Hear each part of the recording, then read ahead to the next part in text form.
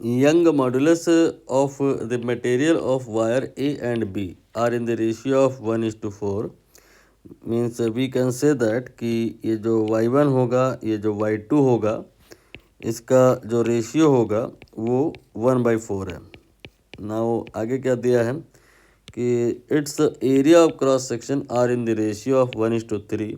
तो पहला वाला जो वायर है उसका area of cross section suppose A1, दूसरा वाला सपोज A2, तो जो रेशियो है 1/3 है। आगे कह रहे हैं सेम अमाउंट ऑफ लोड लगा रहे हैं, तो F यहाँ पे 1 और 2 नहीं है, ये कांस्टेंट है। इसके बाद में कह रहे हैं कि amount of elongation produce in wire and B, ये किस रेशियो में एलोंगेशन जनरेट होगा ये बताना है। और एक बात ये भी दी हुई है कि length of the wire A and B ये भी सेम है, तो एल दोनों वायर का सेम है।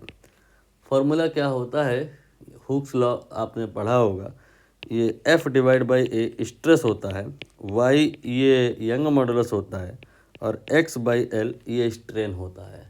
X एलोंगेशन है, L लेंथ है, फोर्स जो आप अप्लाई किए हो that is F, A here is area of cross section, Y is material property.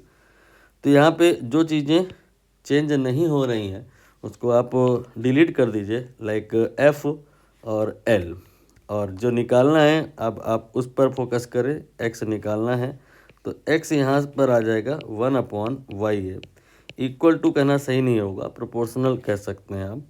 अब आप यहाँ पे बोलोगे कि x1/x2 जो होगा ये elongation in wire 1 and elongation in wire 2, इसका जो रेशियो होगा ये 1/, यहाँ पर y की जगह y का रेशियो आ जाएगा y1/2 और a की जगह a का रेशियो आ जाएगा A1/A2। तो अब आप y1/2 का वैल्यू ये जो 1/4 है रख दो, A1/A2 का जो ये 1/3 है रख दो, सॉल्व कर लो, ये आपका 4 और 3 गुणा होके न्यूमरेटर में आ जाएगा 12/1, बी वाला ऑप्शन यहाँ पे सही हो जाएगा।